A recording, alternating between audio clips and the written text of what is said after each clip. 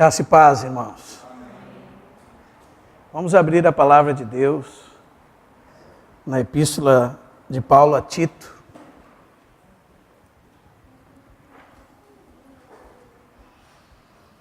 Epístola de Paulo a Tito, capítulo 2.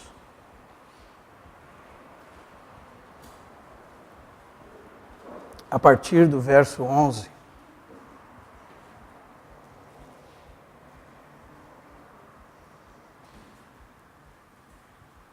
Porque a graça de Deus se manifestou salvadora a todos os homens, educando-nos para que, renegadas a impiedade e as paixões mundanas, vivamos no presente século, sensata, justa e piedosamente, aguardando a bendita esperança e a manifestação da glória do nosso grande Deus e Salvador Jesus Cristo, o qual a si mesmo se deu por nós, a fim de remirmos de toda iniquidade e purificar para si mesmo um povo exclusivamente seu, zeloso de boas obras.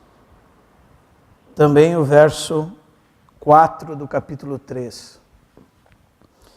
Quando, porém, se manifestou a benignidade de Deus, nosso Salvador, e o seu amor para com todos, não por obras de justiça praticadas por nós, mas segundo a sua misericórdia, Ele nos salvou, mediante o lavar regenerador e renovador do Espírito Santo, que Ele derramou sobre nós ricamente por meio de Jesus Cristo, nosso Salvador, a fim de que, justificados por graça, nos tornemos seus herdeiros, segundo a esperança da vida eterna.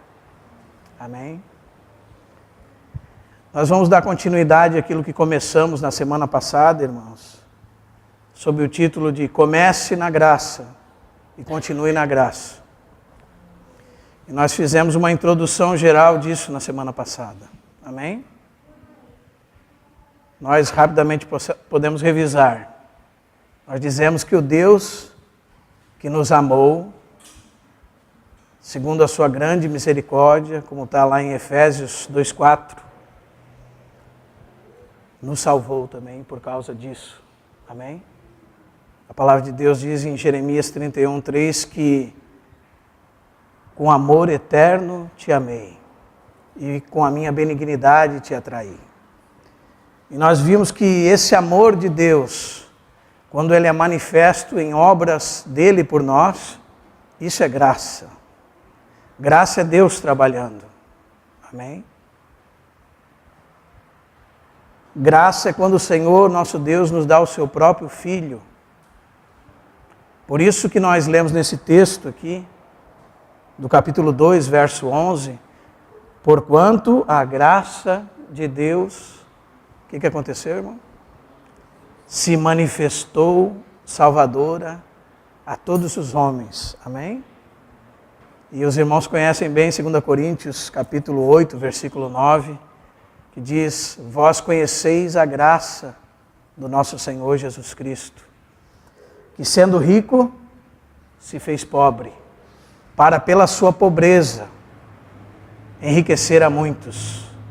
E nós somos dentre esses muitos que fomos enriquecidos, como o irmão Júnior leu, Efésios 1:3, onde naquela introdução e aquela doxologia, Paulo fala assim, bendito o Deus e Pai de nosso Senhor Jesus Cristo, que nos tem abençoado com toda sorte de bênção espiritual nas regiões celestiais em Cristo.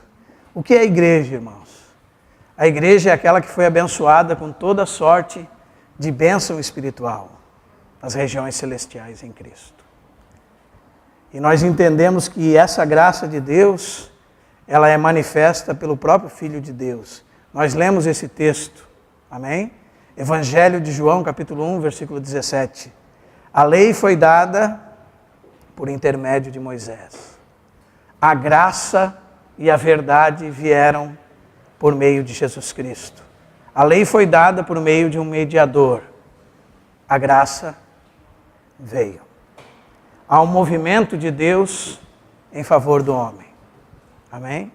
O nosso Senhor Jesus, o Filho eterno de Deus, estando desde a eternidade com o Pai, nós vemos, quando nós avaliamos todo o Velho Testamento, que há um movimento descendente dessa pessoa, de Cristo, que culmina na revelação dele, como Paulo fala em Gálatas 4:4, na plenitude dos tempos. Deus enviou seu Filho. E Deus enviou seu Filho, e é interessante que o precursor do seu Filho é João Batista. E João significa Deus é gracioso. Deus agora vai manifestar sua graça plenamente aos homens na pessoa de Jesus Cristo.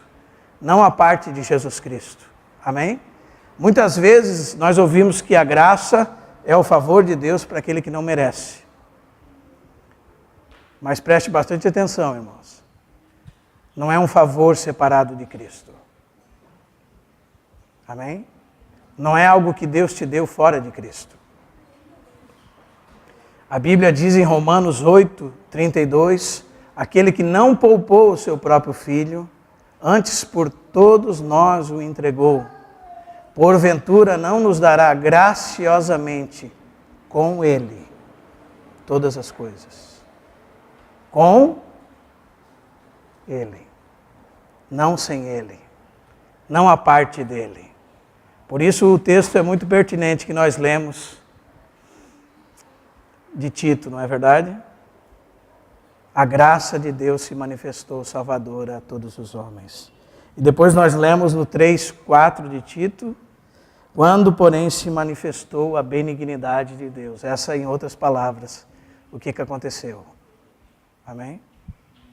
Por que Paulo diz para Timóteo assim, graça, misericórdia e paz? Nós normalmente vemos nas outras epístolas graça e paz da parte de Deus, nosso Pai, e do Senhor Jesus Cristo. Mas lá no fim da vida de Paulo nós vemos graça, misericórdia e paz. Graça é Deus nos dar em Cristo Jesus o que nós não merecemos.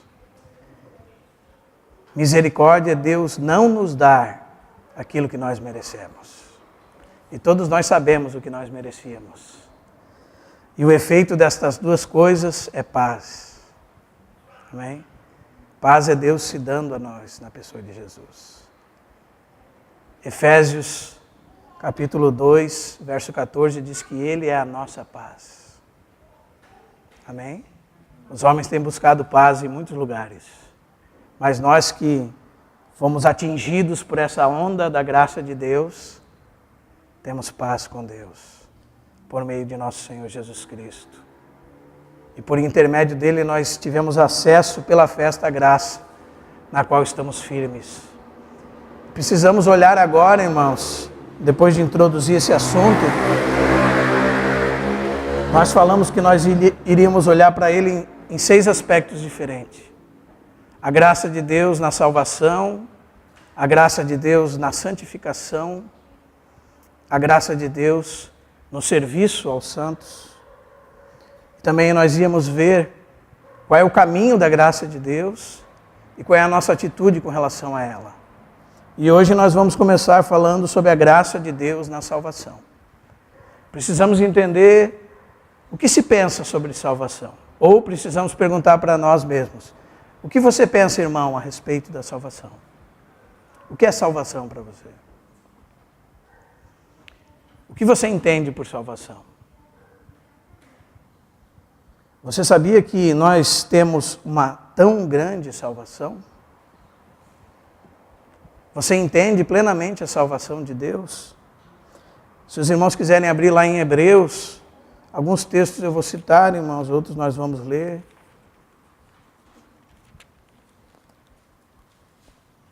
Hebreus capítulo 2. Os irmãos sabem que Hebreus é um dos livros mais maravilhosos do Novo Testamento. O autor de Hebreus era um exímio conhecedor do Velho Testamento. Ele faz uma junção perfeita do que estava no Antigo Testamento, à luz de Cristo e do Novo Testamento. Ele dá a explicação de muitas passagens. Ele e Mateus O autor de Hebreus e Mateus são os dois autores que mais citam o Antigo Testamento. Tem um conhecimento profundo do mesmo. E nessa passagem do capítulo 2 de Hebreus, ele diz assim: por esta razão importa que nos apeguemos com mais firmeza às verdades ouvidas, para que delas jamais nos desviemos, porque esse é o tema de Hebreus, irmãos. Ele vai mostrando a superioridade de Cristo, como Cristo é maior que os anjos, como Cristo é maior que Moisés, como Cristo é maior que Arão, que Josué, que o sacrifício do Antigo Testamento, e como nós precisamos perseverar em Cristo.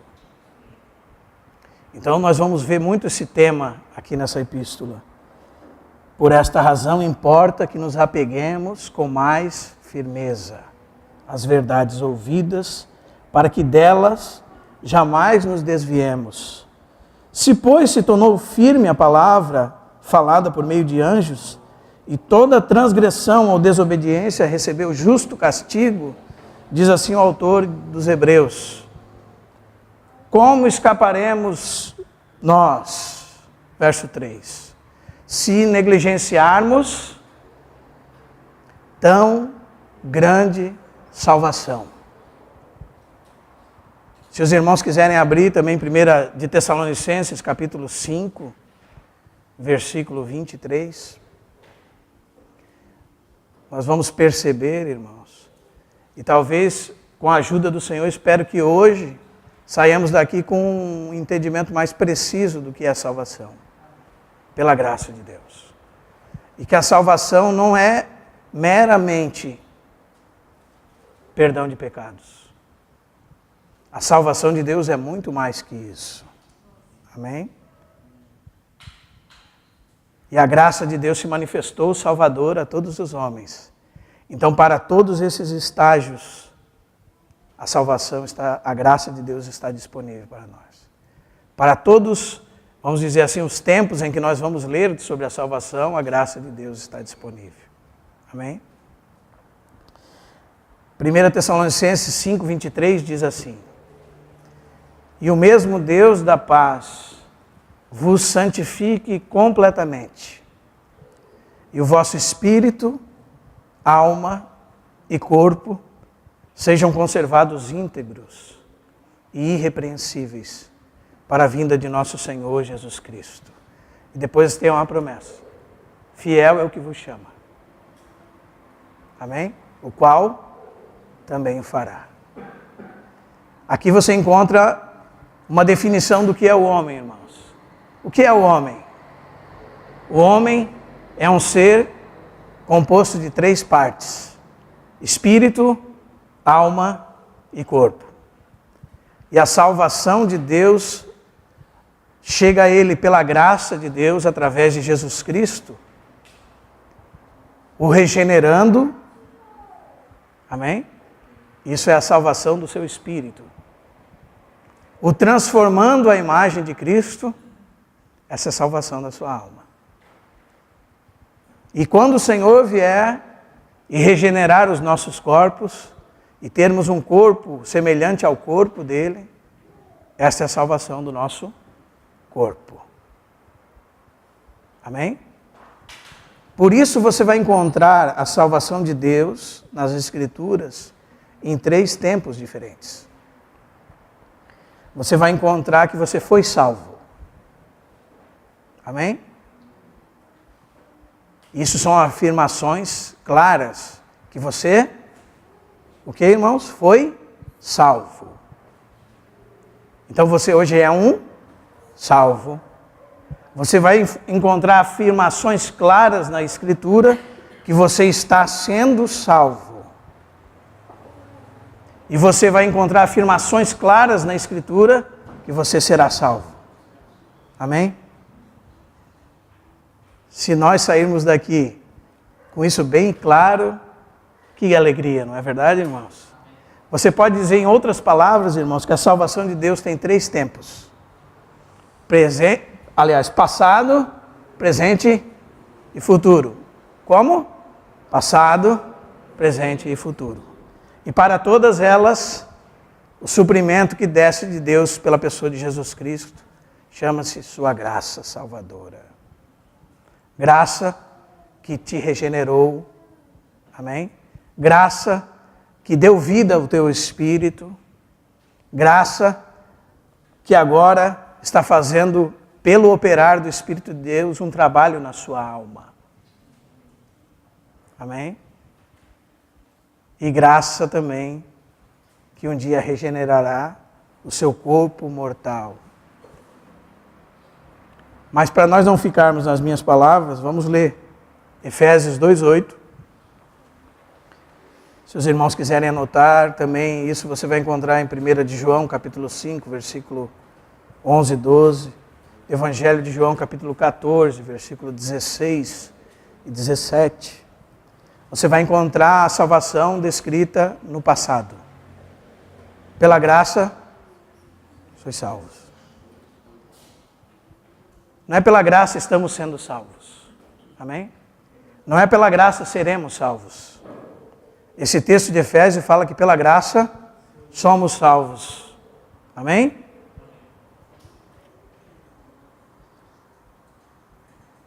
E quando você lê o Evangelho de João, você vai encontrar isso claramente, irmãos. Por exemplo, só um versículo para os irmãos. João, capítulo 5.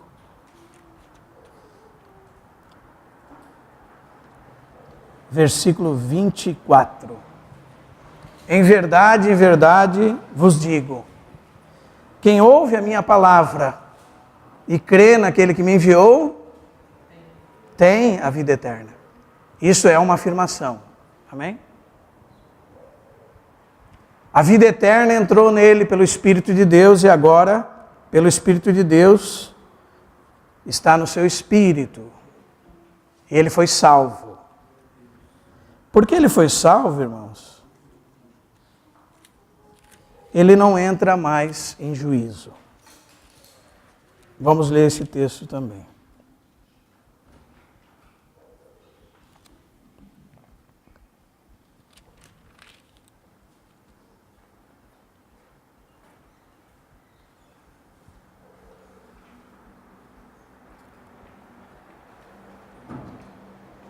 Os irmãos sabem que há muitos juízos na palavra de Deus. E a palavra de Deus é maravilhosa, irmãos, porque se nós não formos cuidadosos, nós perdemos muito assunto de vista. Se nós lemos no Evangelho de João que nós não seremos condenados, precisamos entender do que fomos salvos. Amém? Precisamos entender. Porque depois a epístola de Pedro, no capítulo 4, diz que o julgamento começa pela casa de Deus. Ou seja, parece que existe mais de um julgamento, porque Jesus fala que nos livramos de um julgamento. E depois Pedro fala que nós seremos julgados. Nos livramos ou seremos julgados? Aí você vai entrar em dois pensamentos. Ou você vai pensar, a palavra de Deus está se contradizendo, o que isso é impossível, ou existem dois julgamentos. Amém? Aliás, existem mais de dois.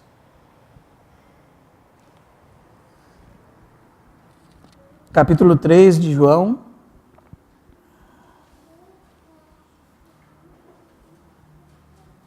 Versículo 18.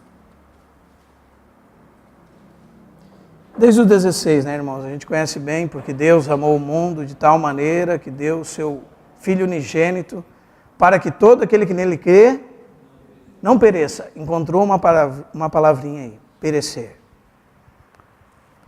Quem crê no Filho recebe a vida eterna para não perecer, mas tenha a vida eterna. Porquanto Deus enviou o seu Filho ao mundo, não para julgar-se o mundo, mas para que o mundo fosse salvo por ele. Amém? Quem crê não é o que, irmãos? O que não crê já está, porquanto não crê no unigênito Filho de Deus. Então vamos prestar atenção nesse texto. Esse texto está separando a humanidade em aqueles que creem e aqueles que não creem. Aqueles que creem não serão julgados. Amém? Em outro texto de João ele fala assim, ó, tem a vida eterna, não entra em condenação, mas passou da morte para a vida, ou não entra em juízo. E a outra classe de pessoas do mundo é os que já estão julgados porque não creem no unigênito Filho de Deus. Essa passagem, irmão, está falando do julgamento para a condenação eterna. E preste atenção o que Jesus está falando para você. Desta condenação, o Senhor, o que Ele fez contigo e comigo? Já nos livrou. Vou ler alguns textos bem rapidamente. Você tem medo de ir para o inferno, irmão? E quando eu falo inferno, eu falo a palavra grega geena de fogo. Você tem medo de ir para lá? Não deveria. Amém? 6 do mesmo evangelho. São palavras autoritativas. Sabe o que significa isso, irmãos? Quando Jesus fala assim, amém, amém, vos digo. Quando você fala amém, aqui em verdade vos digo, nesses textos, são duas palavras gregas, amém, amém. Nós sabemos bem o que é amém quando nós falamos amém, não é verdade? Quando nós falamos amém é assim seja. E quando Deus fala amém, você sabe, irmãos? Deus precisa concordar com a opinião de alguém? Sim ou não? Deus estabelece as suas palavras no seu próprio caráter. E Deus está falando assim para nós, irmãos. Amém, amém, te digo. Ele está falando assim, ó, assim é, assim sempre será. É isso que Deus está falando para nós. É uma sentença imutável. E ele diz assim no verso 47, do capítulo 6 de João. Amém, amém, te digo. Quem crê em mim, terá, vai ter um dia, vai receber ela como um presente depois. O que está escrito aí? É Deus falando que você tem, amém? Irmão, mas eu acho tantos textos que demonstram que se nós não perseverarmos, estaremos perdidos. Calma, irmão. Você precisa entender essa tão grande salvação. Amém? E se pelo menos você não conseguir entender completamente hoje, mas se nós aguçarmos a sua vontade de entender, nós já estamos felizes. Amém? Vamos ler mais alguns.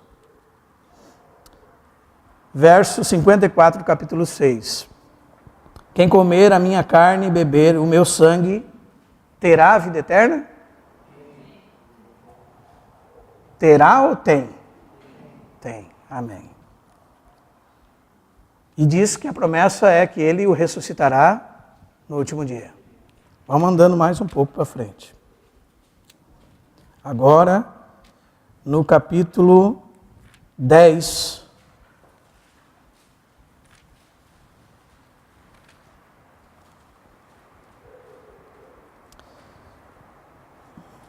Versículo 27. As minhas ovelhas ouvem a minha voz. Amém? Eu as conheço. E elas me seguem.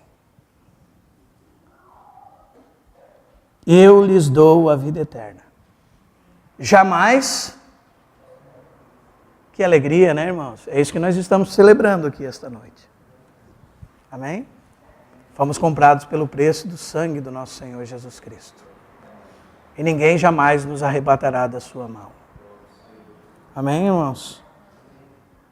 Jamais perecerão. Glória a Deus. E ninguém jamais as arrebatará da minha mão.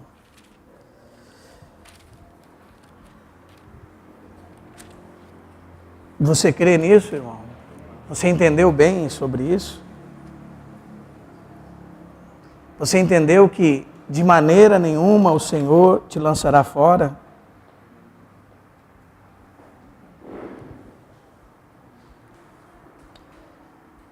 Verso 37 do capítulo 6.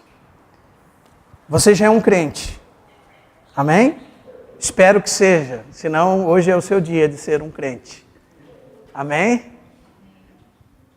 E Jesus diz no verso 37 do capítulo 6 do Evangelho de João assim: todo aquele que o Pai me dá, virá a mim.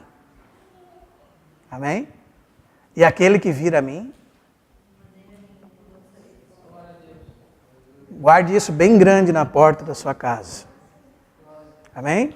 Quando você pensar assim que está numa corda bamba, pensando que Deus te esqueceu e te condenou, e o Deus que te ensinaram é um Deus que está olhando para você, esperando você tropeçar, ou até às vezes com o pé na sua frente, para que você caia, pronto para te mandar para o inferno, preste atenção nesse versículo.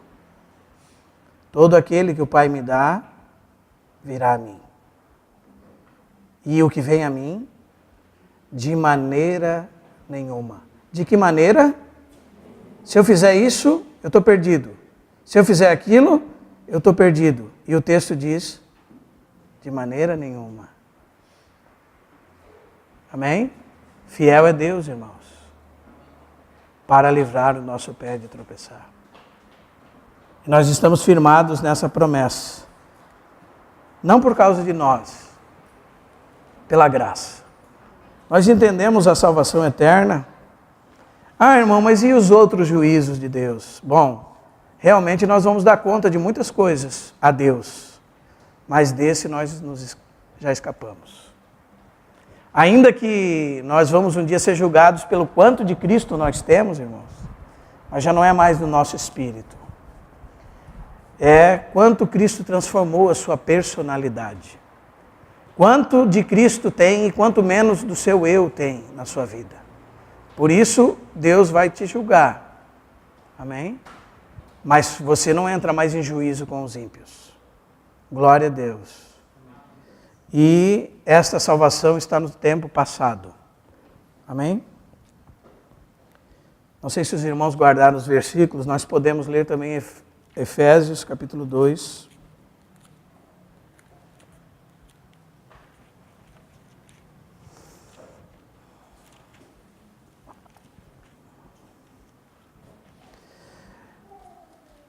Eu preciso enfatizar muito isso, sabe por quê, irmãos?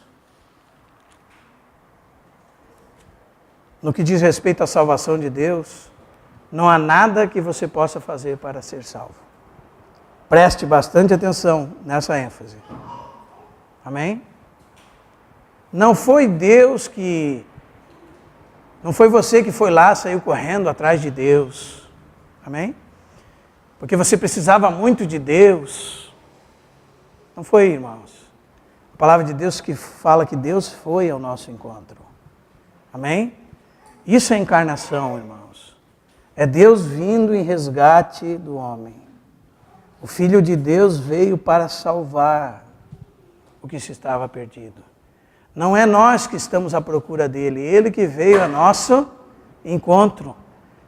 Ele estava sentado à destra de Deus, ele se esvaziou de muitos dos seus atributos e assumiu a forma de um servo.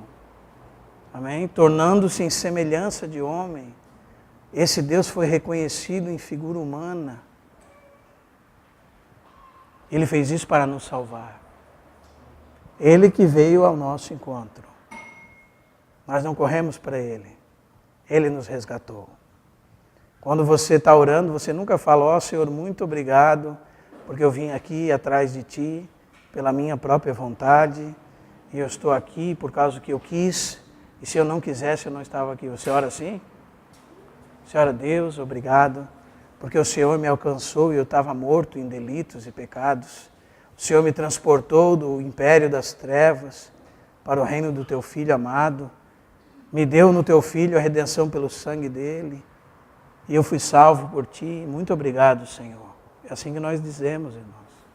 Não é verdade? Não tem nada de nós. É um presente. É uma dádiva. Amém?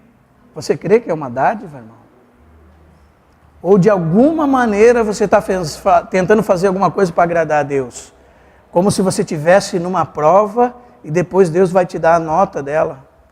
E o pior, muitas vezes, o Deus que nós conhecemos, irmãos, é um Deus que está sempre querendo que a gente erre na prova para Ele dar nota baixa.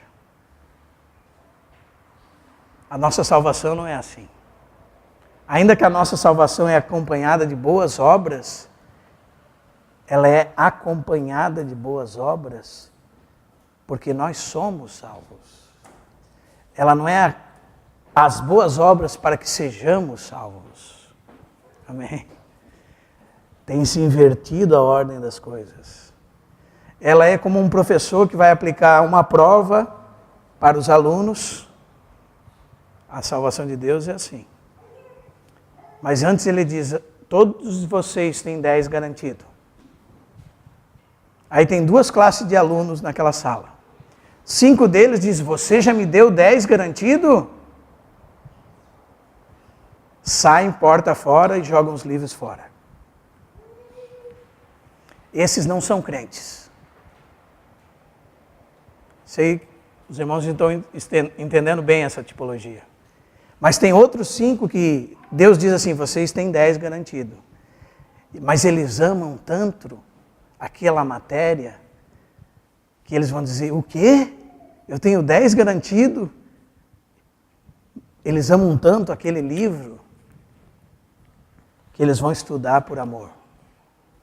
Amém?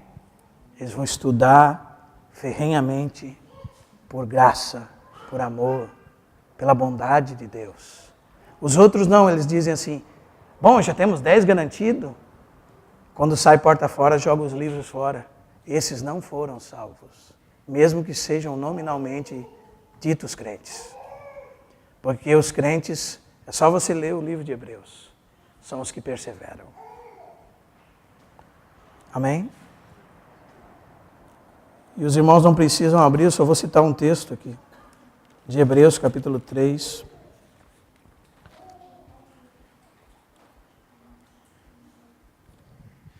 Versículo 14. Guarde bem isso, irmão. Porque nos temos tornado participantes de Cristo. Se, partícula condicional, amém? Se, de fato, guardarmos firmes até o fim a confiança que desde o princípio tivemos. Amém? Você é um crente? Ah, é? Então você vai perseverar até o fim. Caso contrário, a sua crença é vã, sua fé é morta. Não existe fé em você. Não é genuína a sua crença. Você se tornou adepto de alguma coisa que te disseram. De um compêndio de doutrinas, você obedece um monte de normas, mas você não persevera até o fim, então você não é um crente. É isso que esse texto está dizendo. Nos temos tornado participantes de Cristo, se retivermos firme até o fim. Amém, irmãos? Aí você vai entendendo porque muitos se desviam. Saíram do nosso meio, porque não eram dos nossos. 1 de João 2, 19 e 20. Se fossem dos nossos, teriam ficado conosco. Mas eles se foram para ficar evidente que não eram dos nossos. É isso que a palavra de Deus diz. E não eram dos nossos, está falando de Cristo, irmãos. De ser participante de Cristo. Amém? Então, se você é crente, você vai perseverar até o fim. Porque Deus é poderoso para te manter firme até o fim. E a sua graça te manterá firme até o fim. Estou plenamente certo de que aquele que começou boa obra em vós, há de completá-la até o dia de Cristo. Amém? Ele não vai deixar você assim, quem sabe. Essa é a segurança que você pode ter, irmão. Que o Senhor vai completar a obra na sua vida, se você é um filho dele. E ele tem muitos meios para isso. Graças a Deus. Mas você foi salvo, tenha certeza disso, para que ninguém roube a sua alegria. Existem muitos irmãos que não têm a alegria da salvação. Sabe o que é interessante, irmãos? Quando Davi adulterou e clama no Salmo 51, ele não diz que Deus o colocou como um perdido. Ele diz, Senhor, restitui em mim a alegria da sua salvação. O que é, irmãos? Davi disse, Senhor, restitui em mim a tua salvação.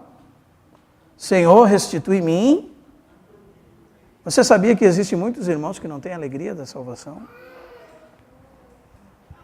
Mas que você saia daqui hoje alegre. Amém? Porque você tem a salvação. E ninguém pode te tirar das mãos de Deus. Você pode ter segurança, certeza e alegria em Cristo. Não viva uma vida cristã, irmão, de preocupações com relação a isso. O Senhor garantiu a sua chegada. O trabalho para nós é longo, mas a nossa chegada está garantida. Amém? Existem muitas nuances nesse caminho, muitas coisas, mas nós precisamos entender que o Senhor nos deu a vida eterna, e a vida eterna está no seu Filho. Quem tem o Filho, tem a vida. Quem não tem o Filho, não tem a vida. Amém? Você tem o Filho, você tem a vida. Amém? Quem tem o Filho, essa é a salvação eterna de Deus. Nessa tua palavra e a minha vai estar descrita assim, dádiva, presente. Amém? Graça presente. É um presente para você. Se você tiver que pagar um alfinete, já não é um presente. Amém?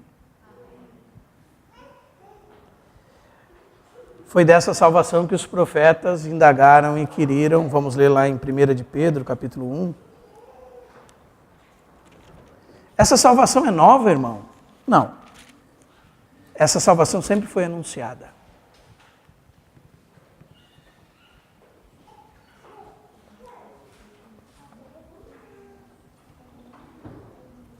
Capítulo 1, verso 10 de 1 de Pedro diz assim: a respeito desta salvação, que os profetas faziam perguntas, indagavam e inquiriram,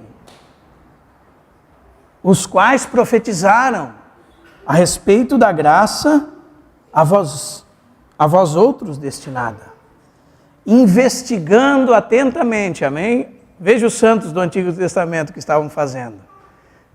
Os profetas estavam investigando nas Escrituras atentamente que ocasião, qual era o tempo. E existe uma tradução muito mais precisa desse texto, que é que ocasião e que pessoa.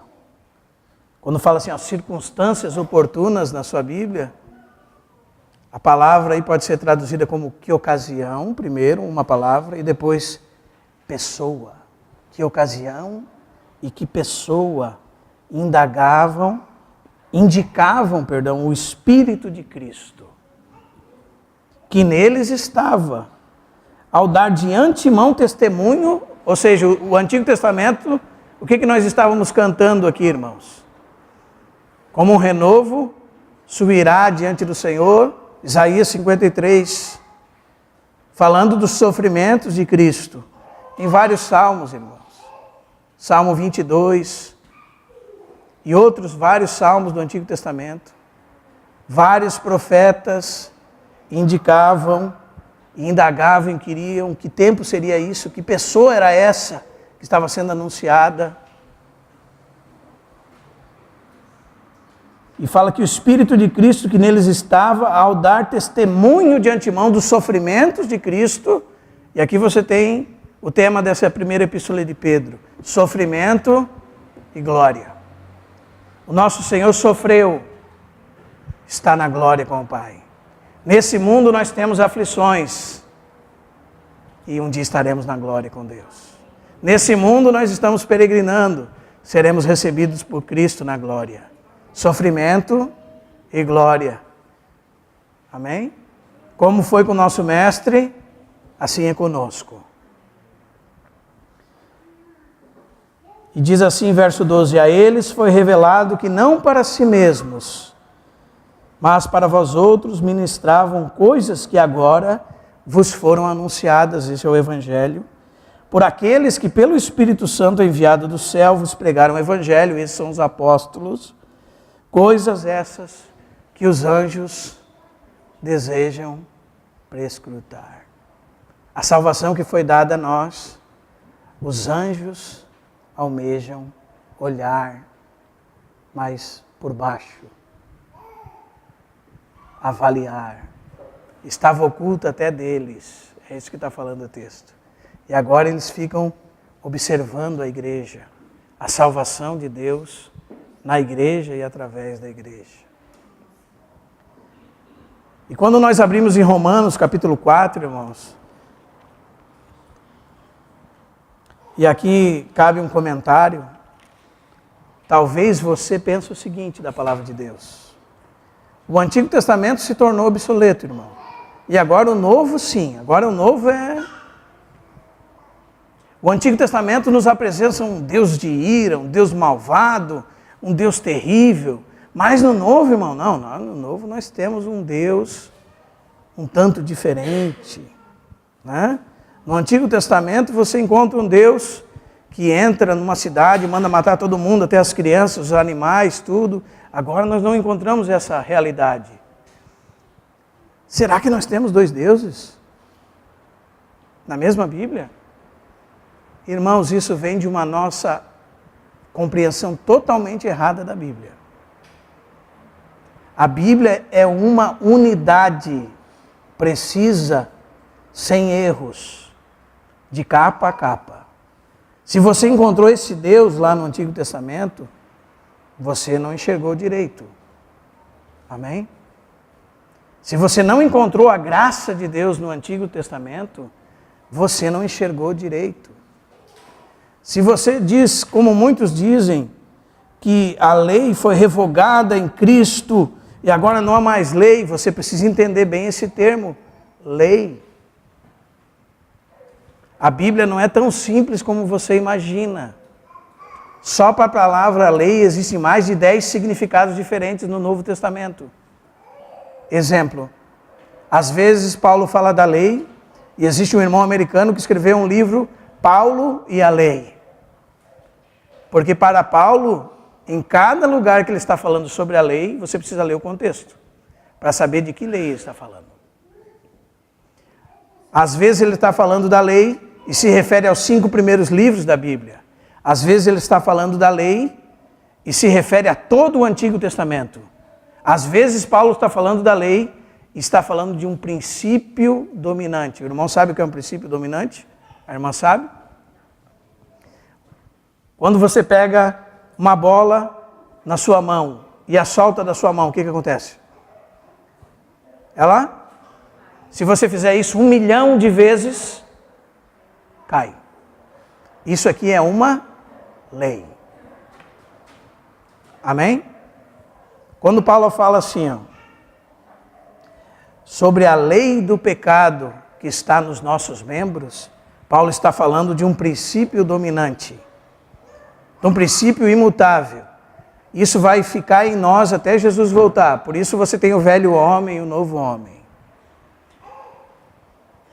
Por que lei? Quando ele fala em Romanos capítulo 3, versículo 26. Das obras? Não, pelo contrário, pela lei da fé. Esta frase significa, por que princípio? O princípio de fazer alguma coisa? Não, pelo princípio da fé. Então tome atenção nisso. Por exemplo, Romanos 3, do 10 até o 19, Paulo está falando de um monte de passagens dos Salmos. E quando ele chega no 20, ele diz assim, ora, sabemos que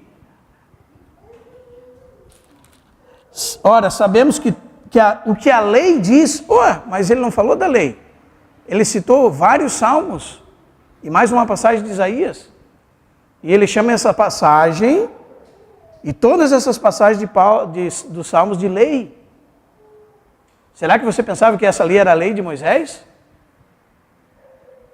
Vou falar um pouco mais devagar, só para nós percebermos. Amém?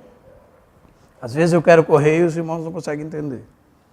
Quando você abre a sua Bíblia, em Romanos 3, do verso 10 até o verso 18, você encontra uma série de passagens do Antigo Testamento.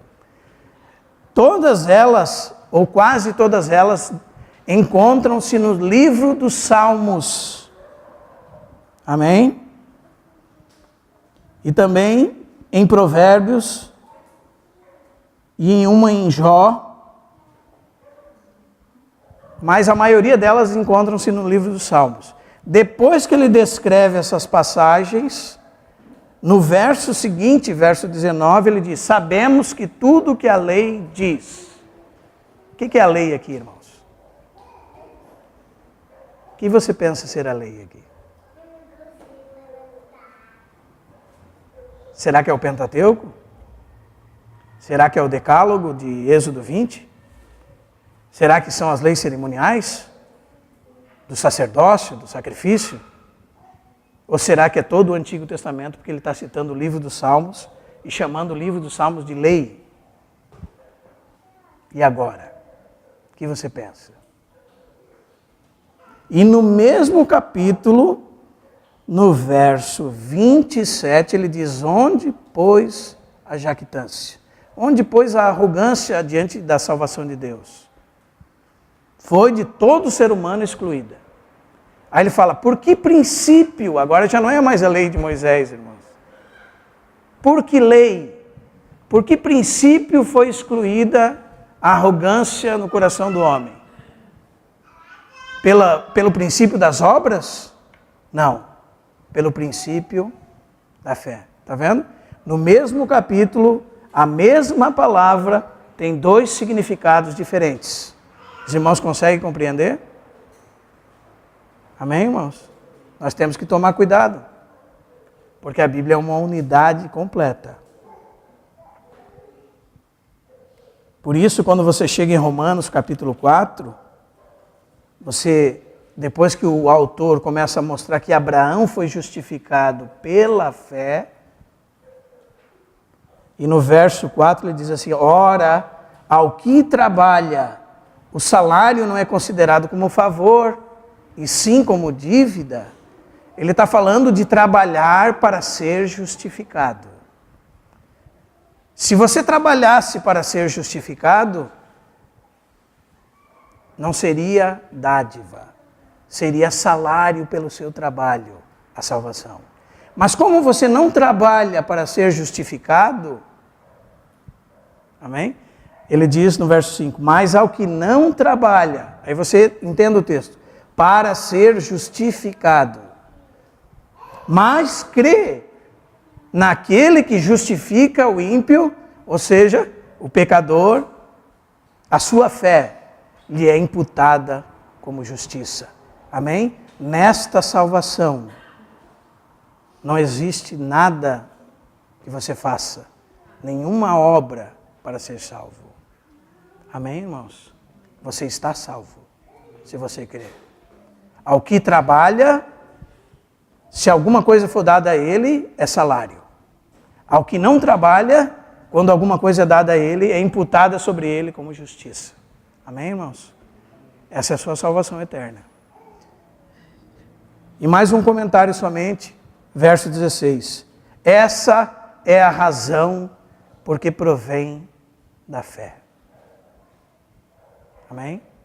Para que seja segundo a graça, ou para que seja de graça. Amém? E você vai encontrar no capítulo 5, verso 15, todavia não é assim o dom. O que é um dom, irmãos? Quando você faz aniversário, você sabe o que é um dom. Alguém chega e te dá um presente. Você pagou o presente? Você ganhou o presente. Amém? Deus te deu um presente. O dom gratuito. Amém? Não é assim o dom gratuito como ofensa, porque se pela ofensa de um só morreram muitos, diz muito mais. Essa é a palavra-chave do capítulo 5. Guarde na sua Bíblia. Muito mais. Muito mais. Muito mais. Você recebe graça e depois você recebe muito mais. Muito mais graça. Muito mais. Lembra que nós lemos capítulo 1, verso 16 do Evangelho de João? Nós temos recebido da sua plenitude graça sobre graça. Vem uma onda de graça e depois dessa vem outra onda de graça. Isso é graça sobre graça.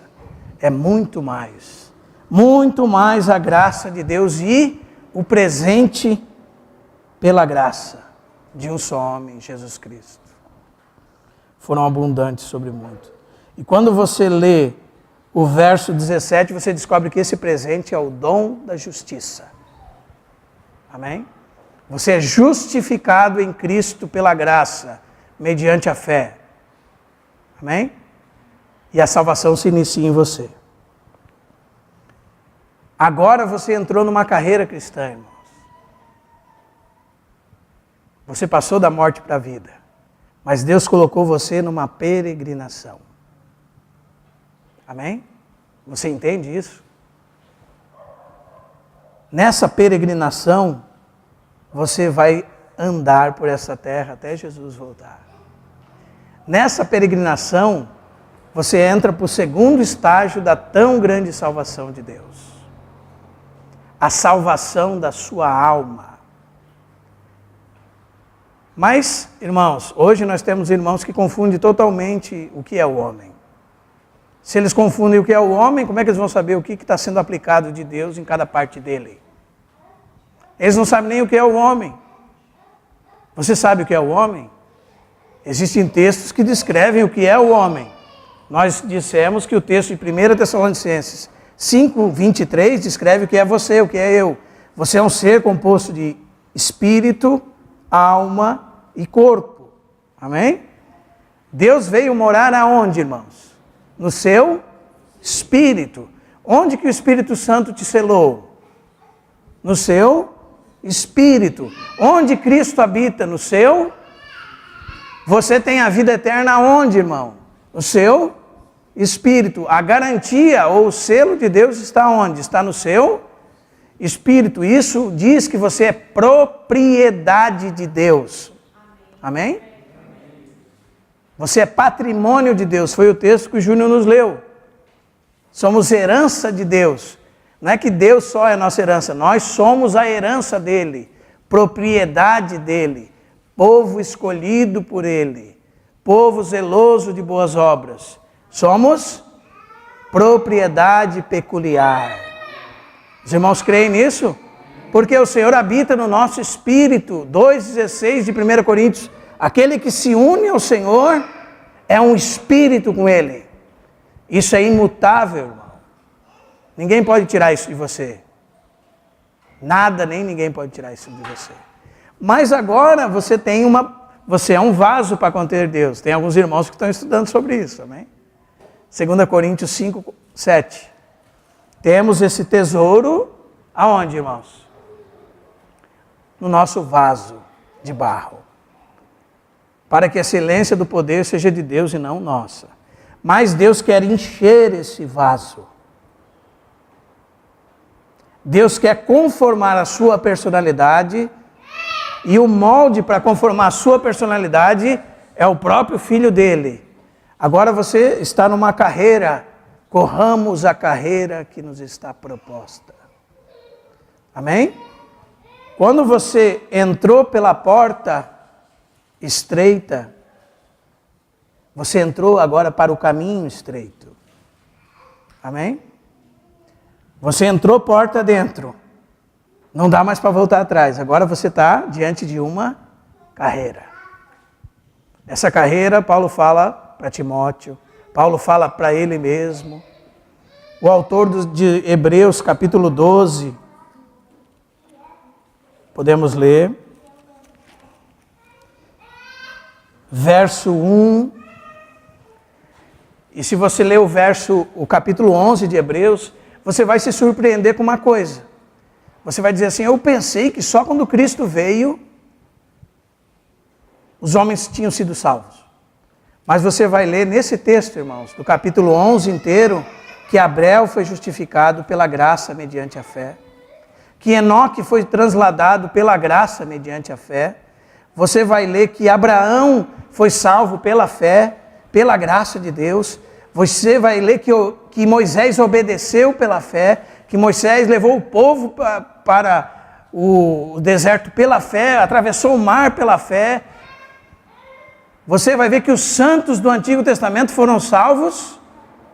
Eles obtiveram bom testemunho diante de Deus pela fé. E nós ouvimos semana passada que a fé é quando nós nos unimos com Cristo e tomamos dessa graça para viver a nossa vida. E quando nós chegamos no capítulo 12, depois de tamanha nuvem de testemunhas que temos no 11, ele diz assim: portanto, capítulo 12, verso 1 de Hebreus, visto que temos de rodear-nos de tão grande nuvem de testemunhas. Essa está no capítulo 11 de Hebreus, essas testemunhas.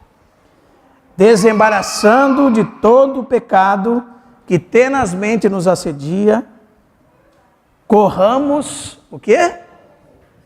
Com perseverança, a carreira que nos está proposta.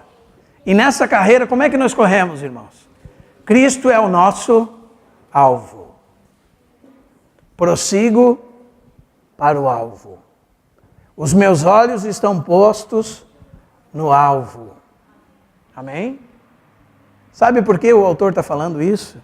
Fala que mesmo Deus dando uma terra a Abraão, ele diz que naquela terra que Deus deu de presente para ele, ele peregrinou como estrangeiro, porque visualizava uma cidade que tem fundamentos, a qual Deus é o arquiteto e o edificador. Está vendo? Abraão foi salvo olhando para frente. Jesus diz: Abraão viu meu dia e regozijou-se. Agora nós olhamos para Cristo. Onde está Cristo? O Cristo da cruz, o Cristo da eternidade. Qual é o nosso alvo, irmãos? Corremos a carreira olhando para Cristo. Essa carreira é a salvação da sua alma. É a salvação que a Bíblia descreve para você, irmão, no tempo presente. Amém? Por exemplo, se você quiser anotar, Filipenses 2,12. Outro texto disse: fomos salvos pela graça. Filipenses 2,12 diz: desenvolvei a vossa salvação. E agora? Fomos salvos e desenvolvemos a nossa salvação? Será que o autor está se contradizendo com o outro? Será? Fomos salvos pela graça. E agora, irmãos? Pela esta mesma graça, desenvolvemos a nossa salvação. Nas palavras de Jesus: vinde a mim, vós que estáis cansados e sobrecarregados, e eu, salvação eterna. Entrando no descanso de Deus, entrando em Cristo. E depois ele olha para os discípulos que já vieram a ele e diz: aquele que quer ser meu discípulo, negue-se a si mesmo. Tome a sua cruz. Isso sabe o que significa, irmãos? Vinde após mim. Vinde a mim, salvação eterna. Salvação do espírito humano. Vinde após mim. Amém? Agora você está habilitado para correr a carreira. Agora você tem que negar-se a si mesmo e seguir a Cristo. Tome a cruz de Cristo. Tome a sua cruz e siga-me. Aquele que quiser ganhar a sua, está vida lá na sua tradução, né? Psique, sua alma, perdê-la. Aquele que perder a sua alma por amor de mim, não é Zoe lá, não é vida do Espírito. Você sabia, irmão, que tem 3 palavras na Escritura para vida? Exatamente como Deus falando que salva o teu espírito, salva a tua alma, salva o teu corpo. Palavra para a vida do espírito, zoe. Palavra para a vida da alma, psique. Palavra para a vida biológica, bios. Todas essas palavras podem estar na sua tradução como vida. Mas no original está bem certinho. E quando Jesus manda você tomar a sua cruz e vir após Ele, é para negar a sua vida da alma. Para você receber a salvação da sua alma e completar a sua carreira. Você foi predestinado para isso. Romanos 8, 29. Porquanto, aos que de antemão conheceu, também os predestinou para serem conformes à imagem do seu Filho. E com que finalidade? A fim de que ele seja o primogênito entre muitos irmãos. Mais um exemplo para você perceber sobre essas duas vidas. Ou sobre essas duas salvações, do seu espírito e da sua alma. Quando João 1,12 fala que você recebeu o poder de ser feito filho de Deus, João 1,12, a palavra filho ali é uma criancinha. Sabia? A palavra grega é teknon, uma criança. Você já é filho de Deus, mas você é uma criancinha. Quando você alcançar a maturidade em Cristo, a palavra é huios. Filho adulto, semelhante ao seu pai. Quando fala assim, o próprio Espírito testifica com o nosso Espírito que somos filhos de Deus, a palavra é teknon, um filhinho. Amém? Mas em 2 versículos antes, nesse mesmo capítulo 8 de Romanos, fala, pois todos os que são guiados pelo Espírito de Deus, são filhos de Deus. Ali é huios, filhos maduros. Porque as criancinhas não têm habilidade de reconhecer o Senhor no seu espírito e serem guiados pelo seu espírito. Mas à medida que elas vão amadurecendo em Cristo, elas vão largando a sua vontade e se sujeitando à vontade de Cristo, e agora elas são guiadas pelo Espírito. Quando elas se tornam guiadas pelo Espírito, existe maturidade. Todos os que são guiados pelo Espírito são filhos huios de Deus, não filhos tekná. Outro exemplo, 1 João 2, filhinhos, não pequeis, filhinhos teknon. Mas se vocês pecarem, porque vocês são criancinhas, então vocês vivem tropeçando em pecado, temos um advogado diante do Pai, Jesus Cristo justo. Depois, quando ele vai falar para os jovens, e não é jovens com 17, 18 anos, irmãos, que estão com os hormônios à flor da pele pecando o tempo todo, é jovens espiritualmente. Aí ele fala assim, jovens, sois fortes. Por que eles são fortes? Porque a palavra de Deus está neles. A palavra de Deus está neles. Eles se submeteram à palavra de Deus e se tornaram jovens na fé e já vencestes o maligno. E depois ele vai para frente e diz, pais, eu vos escrevo. Agora são homens adultos, irmãos, maduros. Porque conheceis, de fato, conheceis a Deus. Homens que amadureceram. Esse é o processo de peregrinação que Deus tem para nós. Irmãos, não é só você ser perdoado dos seus pecados. A graça de Deus é para que você tenha uma vida abundante agora. Quando eu falo abundante agora, não estou falando sem sofrimento. Estou falando uma vida de crescer na graça e no conhecimento que há em Cristo Jesus. Em crescer graça sobre graça, recebendo essa graça de fé em fé, e todas as vezes que Cristo vai se tornando manifesto em você, isso é glória. Glória é muito mais do que nós imaginamos. Glória é o próprio Filho de Deus manifesto. Glória é a plenitude do desfrutar. Um homem maduro é um homem que desfruta Deus como sua vida. Ele tem o seu prazer na lei do Senhor. Ele tem prazer em Deus. Hoje nós não temos prazer em Deus, irmãos. Nós temos prazer na televisão, nas nossas atividades. O céu não parece ser o nosso lugar. O nosso lugar parece ser esse mundo aqui. Nós gostamos da nossa casa, nós gostamos do que nós temos. O que nós vamos fazer no céu, irmãos? Será que é o nosso lugar? Se nós amamos tanto essa vida, aquele que quiser amar a sua vida, perdê-la. Amém? Nós precisamos começar de fato a andar essa carreira. Nós não podemos viver 30 anos como a maioria dos irmãos que conhecemos, falando de perdão de pecados, perdão de pecados, perdão de pecados, perdão de pecados, tropeçando no mesmo pecado, perdão de pecados. Nós precisamos avançar em direção a Cristo, correr a carreira que nos está proposta, olhando para o autor e consumador da nossa fé. E sabe o que diz esse texto de Hebreus 12?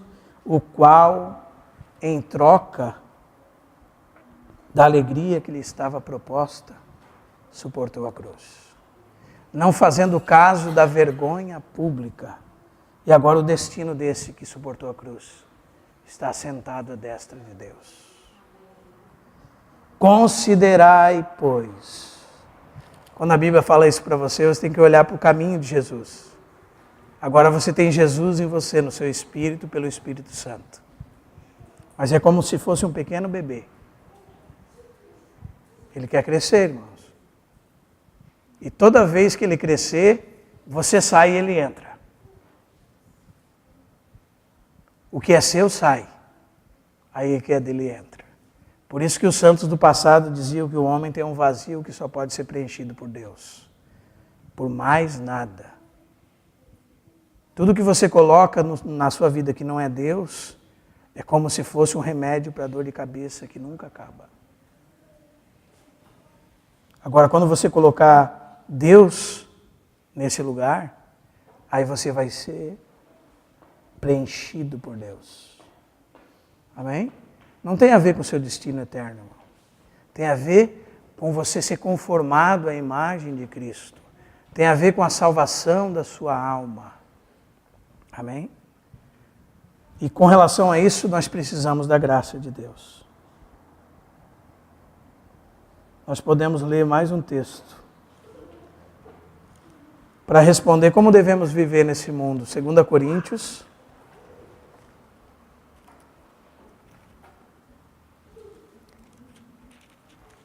capítulo 1, versículo 12. Agora você foi alcançado por essa graça que se manifestou. Como você faz a respeito disso agora? O que você faz a respeito dela? Irmãos, eu preciso enfatizar uma coisa com muita veemência. Um crente genuíno, ele é capaz de suportar qualquer coisa nessa vida. Não há coisa nessa vida que um crente, na graça de Deus, não possa suportar. Quando um crente, pela sua carnalidade, diz assim, isso está insuportável, dessa vez eu não vou conseguir suportar essa situação.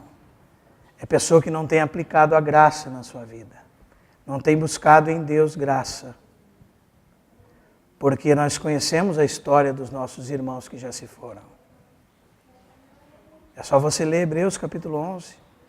Foram cerrados ao meio, cortados ao fio da espada, perderam todos os seus bens, sofreram muitas coisas nessa vida, foram expulsos das suas casas. Mulheres que esperavam seus homens, diz que os perderam. Isaías foi cerrado ao meio, os apóstolos crucificados, alguns, outros degolados, outros perderam a cabeça, outros foram cortados em pedaços, outros foram lançados aos leões, outros eram colocados peles para que as feras os mordessem. outros touros selvagens passavam por cima deles, eles eram postos em fornalha de fogo. Como é que pode eles suportarem tanta coisa, irmãos? Pela graça do Senhor. Eles viveram nessa vida recebendo graça de Deus para a salvação das suas almas. E Paulo diz em 1,12 de 2 aos Coríntios, porque a nossa glória é esta, o testemunho da nossa consciência. Sua consciência dá testemunho para você hoje sobre isso? Sobre o que, irmão? Sobre o que Paulo diz aqui. De que com santidade e sinceridade diante de Deus, não com sabedoria humana, mas na graça divina, temos vivido no mundo, e especialmente para vós outros. Como é que você e eu temos vivido no mundo, irmãos? Pela graça de Deus? Como é que a sua consciência hoje te dá esse testemunho? Dá esse testemunho para você, diz, a nossa glória é esta, o testemunho da nossa consciência. A nossa consciência é um juiz, irmão. Eu sei que tem gente que para na frente do sinaleiro e fica assim, pô, mas esse sinaleiro ficou vermelho, por que não abre? Adianta alguma coisa? Não. Está vermelho? Tem gente que briga até com o sinaleiro. A nossa consciência é esse sinaleiro.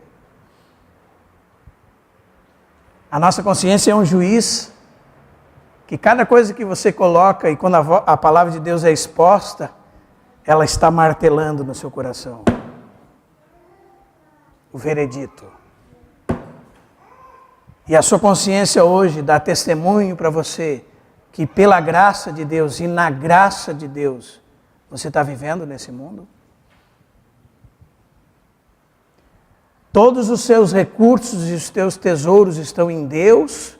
É Deus o seu tesouro desse mundo? A consciência está batendo assim, dizendo, sim. O que ela está dizendo para você? Quase sempre ela diz para mim que não é o meu tesouro, irmãos.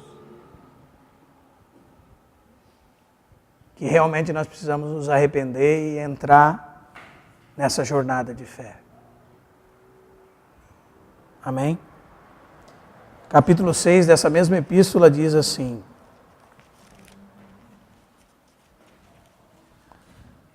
e nós, na qualidade de cooperadores,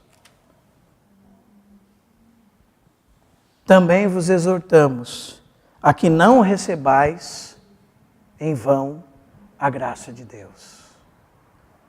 Você já é salvo pela graça, como esses cristãos coríntios. Amém? E Paulo está advertindo eles. Ele está dizendo que os exortava como cooperador de Deus. Ele os exortava, ele exortava a quem, irmãos? A ímpios? A quem que ele está exortando aqui? A cristãos, crentes. E ele está dizendo para esses crentes não tornarem a graça de Deus vã nas suas vidas. Para eles viverem recebendo o suprimento de Deus para andarem nessa vida. E a perseverança é pela graça de Deus. Certa vez o irmão Deverne Fronk diz que um dia ele ficou 25 anos enfatizando a perseverança. Mas ele não tinha uma vida feliz nessa perseverança. Então ele percebeu que ele era como um pássaro com uma asa menor que a outra. Porque às vezes nós falamos essas coisas e os irmãos pensam assim, poxa, então vai ser uma vida difícil. Então nós precisamos perceber o que ele percebeu. Ele diz que, então depois de 25 anos, o Senhor mostrou para ele que ele era como um pássaro com uma asa menor que a outra. A asa grande era a perseverança. Mas ele havia esquecido que nesta perseverança há um gozo inesgotável. Há uma alegria indizível. Para você viver uma vida cristã plena e feliz, E você não vai ser feliz de nenhuma outra maneira depois que você encontrou a Cristo. Senão, seguir nessa carreira, perseverando e desfrutando Deus, regozijando-se no Senhor. As duas asas desse pássaro. Amém? Desfrutando o Senhor, a alegria do Senhor. A alegria que é a nossa força. Amém? A alegria que é nosso suprimento, que vem da graça de Deus e nos faz capazes de perseverar. Mas às vezes nós estamos olhando para esse mundo e não para Cristo, irmãos. Então nós não estamos salvando as nossas almas. E bem rapidamente, encerrando, vamos ver a salvação do nosso corpo. Romanos 8. Você sabia que se chama salvação quando o Senhor vier e transformar esse corpo de humilhação num corpo da sua glória? Chama-se salvação do nosso corpo, salvação do nosso espírito, salvação da nossa alma, salvação do nosso corpo. Porque o mesmo Deus da paz nos santificará completamente. Salvação do nosso espírito, passado. Salvação da nossa alma, agora. Salvação do nosso corpo, quando o nosso Senhor vier sobre as nuvens. E é isso que nós aguardamos. Amém, irmãos? O que faremos nós se negligenciarmos tão grande salvação? Amém? Muito além do que perdão de pecados. O que faremos nós se negligenciarmos?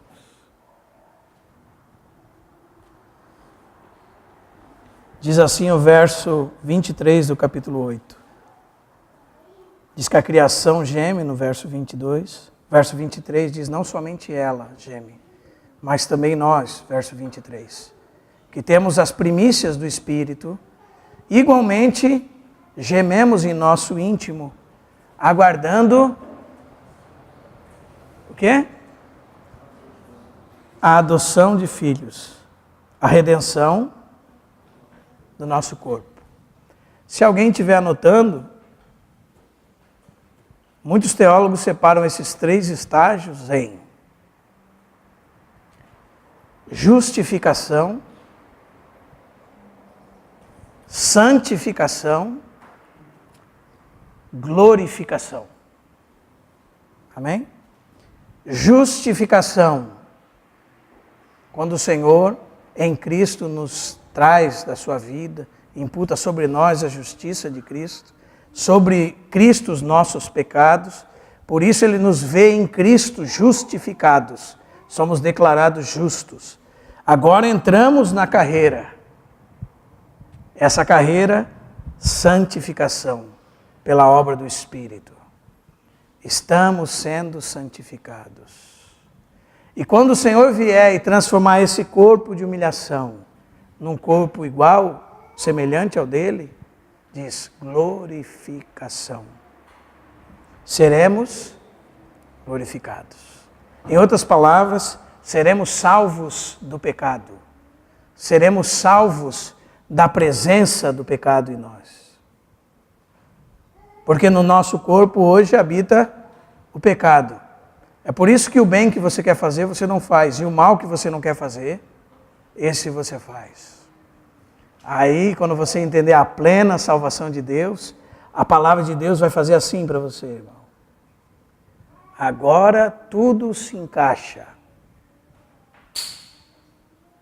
Agora, se você não entender isso, é como se você lesse um livro cheio de enigmas.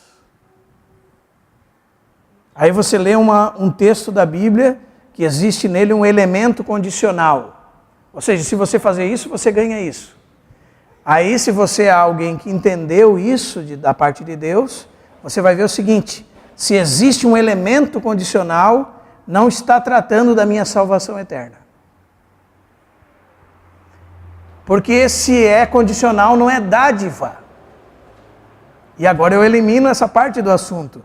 Então só pode estar tratando da salvação da minha alma, porque para a salvação da minha alma é eu negar a mim mesmo e seguir a Cristo. Então a palavra de Deus começa a fazer assim para você. Tudo faz sentido. Amém?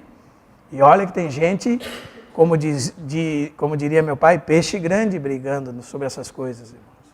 Então nós somos privilegiados se entendermos isso. Amém? Outra coisa que nós precisamos notar aqui, irmãos, que a palavra adoção na nossa tradução é uma palavra que todas as vezes que você encontrar ela na sua tradução, você deveria fazer uma setinha para o canto da sua Bíblia e escrever a palavra filiação, ao invés de adoção. Por quê? Porque adotar é tomar alguém que você não gerou. E sem dúvida nenhuma, não é essa a ideia que Deus quer, passar pelo texto. Porque a palavra de Deus diz que Ele nos gerou. Amém? Não com semente corruptível, mas pela incorruptível, pela palavra de Deus. Então, quando nós encontramos a adoção de filhos, a ideia dessa palavra adoção, huiotesia, é filho, huio, é o quê, irmão? Isso. Huiotesia era uma cerimônia onde o pai apresentava o seu filho em idade adulta diante de todo mundo e dizia: este é o meu filho, semelhante a mim. Ele me representa. É isso que significa essa palavra aqui. Huiotesia. Era aquela cerimônia onde o pai apresentava diante de toda a sociedade um filho que agora, depois de treinado, depois de conformado à imagem do pai, depois de habilitado para servir, era apresentado diante de todos e dizia: agora este me representa, este é como eu, este é semelhante a mim. Aí você entende quando Jesus é batizado no Jordão e a Bíblia diz que os céus se rasgaram e veio uma voz do céu que de lá dizia assim: este é meu huios, em quem tenho todo o meu prazer. Esse me representa. Esse é o homem segundo o meu coração. Esse é o homem maduro. Esse é o modelo de toda a criação humana. Esse é o modelo pelo qual o Espírito Santo vai nos conformar. E daí lá no final da nossa vida, o Senhor nos receberá em glória e teremos um corpo glorificado. Amém? Essa salvação, irmãos, é uma tão grande salvação. Lá em Efésios também você encontra essa mesma palavra adoção. Vá lá e escreva filiação. Predestinados para a adoção de filhos, segundo o beneplácito de sua vontade, vai lá, pega esse texto e coloque filiação. Porque quando você pega um filho que não é seu, daí você adota e ele não nasceu de você, você tomou para si. Não foi isso que Deus fez conosco. Amém? Também lá em Filipenses 3:20 fala assim: pois aguardamos do céu o Salvador, o Senhor Jesus Cristo, o qual transformará o nosso corpo de humilhação para ser semelhante ao corpo da sua glória, segundo a eficácia do poder que Ele tem de até subordinar a si todas as coisas. É isso que vai acontecer conosco no futuro.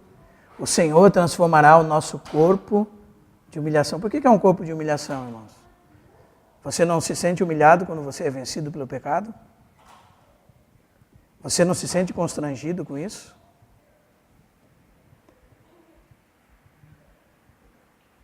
Mas o Senhor vai transformar esse corpo num corpo semelhante ao que Ele ressuscitou dos mortos. Um corpo glorificado. Então o Senhor vai salvar, já salvou o teu espírito. Se você correr a carreira que está proposta diante de você, pela graça de Deus, não tornando a graça de Deus vã, se esforçando na graça, desenvolvendo a sua salvação, reconhecendo que Deus que opera em você o querer e o efetuar segundo a sua boa vontade, você vai chegar lá no fim e também Deus vai glorificar o teu corpo. Ele vai dizer assim, este é o meu filho. Você já leu Apocalipse 20? Ele disse que aos que vencerem, ele vai dizer que esse eu lhe serei pai. E diz, e eles me serão filhos. Você não é filho de Deus, irmão? Você que nasceu de Deus aqui, não é filho de Deus? Que palavra tem por trás dessa filho lá, será? Eu lhe serei pai, e ele será para mim ruios, maduro. Então você tem uma carreira para seguir, eu tenho uma carreira para seguir, para nos tornarmos maduros. Que grande salvação, né, irmãos? Amém? Agora nós podemos viver pela vida de Cristo, irmãos. Amém? São coisas que você vai entender a cruz, a sua cruz, irmãos. E você vai chegar diante do Senhor e dizer assim, Senhor, nada posso fazer. E você vai dizer para Ele, preciso da Tua graça. E você vai dizer para Ele assim, preciso, Senhor, da Tua graça. E quando você diz isso, sabe o que significa, irmãos? Que você não está mais apoiado sobre o seu próprio braço. Você é dependente dEle. E quando você tiver essa atitude, e eu tiver essa atitude na minha vida, nós vamos provar da superabundante graça. Nós vamos estar fazendo assim, desistindo de nós e obedecendo à vontade de Deus. Então aí nós vamos estar mergulhando nesse rio. Nós vamos estar colocando as nossas raízes no fundo desse rio, nos rios da vida. Nós vamos ter raízes profundas em Deus. E para qualquer situação que nos advenha, nós estamos recebendo o suprimento desse rio da graça de Deus. Porque nós desistimos. São duas palavrinhas que nós precisamos guardar na nossa vida cristã. Dependência. Quando você se arrepende genuinamente, você desistiu de si mesmo, agora você é dependente de Deus. Aí você está habilitado para a obediência. Se não tem dependência, você é um religioso. Você está tentando obedecer os mandamentos de Deus por você mesmo. Você não está tomando mão do rio da graça e não vai correr a carreira, porque não tem dependência. Você está tentando agradar a Deus na força do teu braço e é pela graça. Não é por força, não é por violência, é pelo Espírito. O Espírito da graça. Mas se você realmente é obediente e dependente, primeiro, inverso, né, na ordem, dependente e obediente. Aí você vai realmente entender que aquela coisa que você achava tão difícil é mais fácil do que você imagina. É difícil para você, é impossível para você, mas é possível para Deus. Tudo é possível para Deus. Os irmãos creem nisso, irmãos? Então, se você ir para casa entendendo quão grande salvação você tem, nós vamos ficar muito felizes. Foi isso que o Senhor fez por nós. Amém?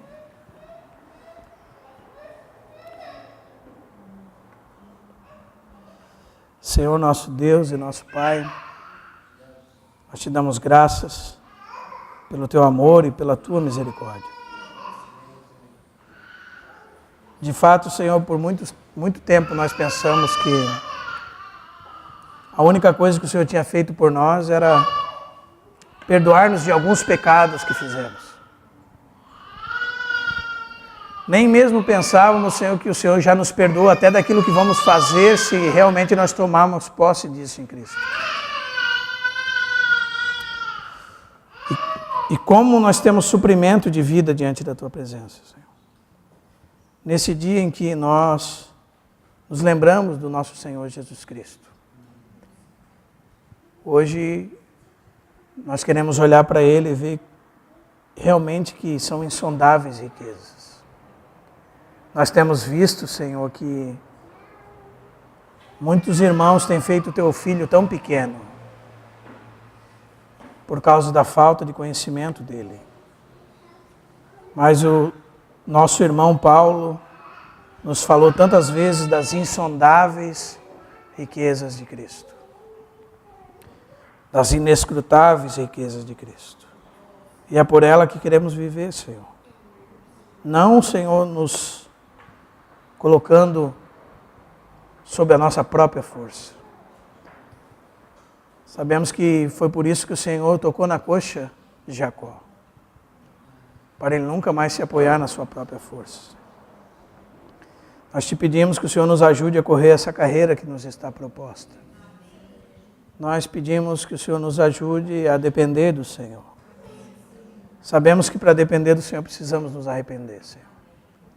Senhor, temos nos arrependido das coisas pecaminosas, mas não temos nos arrependido daquilo que nos parece ser justo, lícito, do tempo que temos perdido com as coisas dessa vida. Por isso nós te pedimos que o Senhor nos ajude nesse dia. Sabemos que o Senhor é poderoso para fazer infinitamente mais do que tudo quanto pedimos ou pensamos. Queremos nos entregar a Ti mais uma vez nesta noite. Tu és o único que pode nos iluminar. Tua palavra diz que se recebermos com mansidão ela em nosso coração, ela é poderosa para a salvação da nossa alma, para nos conformar à Tua imagem, Senhor. Ajuda-nos, Senhor, porque o Senhor já nos salvou. O Senhor nos tem salvado, Senhor. E o Senhor ainda nos salvará, plenamente salvos. Nós não queremos negligenciar tão grande salvação. Livra-nos dos equívocos, Senhor. Livra-nos de depender de nós mesmos, de depender de homens. Ajuda-nos a ter a cobertura do Teu Espírito Santo. Tua palavra diz que a unção que há em nós nos ensina todas as coisas. E não há necessidade que ninguém vos ensine, pois ela permanece em nós e ela é verdadeira. E diz a Tua palavra, permanecei nele, como ela nos ensinou. Ajuda-nos a permanecer no Teu Filho, ligados, Senhor, à videira, sendo ramos que recebem sumo da videira, Senhor. Recebem vida da videira e que dão fruto. Nós te pedimos isso em nome de Jesus. Nós lembramos, Senhor, da Tua morte e através dela sabemos que foi que o Senhor conquistou tudo isso por nós. Talvez pensávamos que era só o perdão dos nossos pecados, mas sabemos agora que o Senhor nos salvou plenamente, Senhor. O Senhor está nos salvando. O Senhor nos salvará e o Senhor é fiel, Senhor. Nós pedimos pela vida de cada irmão aqui presente, que o Senhor possa esclarecer os irmãos novos, Senhor. Possa esclarecer os que todavia ficaram um pouco confusos, porque vêm de uma tradição que não compreende as coisas do Senhor muitas vezes. Nós não somos como um israelita que estava dentro da casa, Senhor, com medo quando o vingador passa, porque o Senhor é a nossa Páscoa. O Senhor já foi imolado por nós. Então nós estamos nessa casa de regozijo, de alegria e de vida na Tua presença, Senhor. Nós oramos agradecidos a Ti por essa reunião. O Senhor abençoe o restante dessa reunião, Senhor, em nome de Jesus. Amém. Comunhão.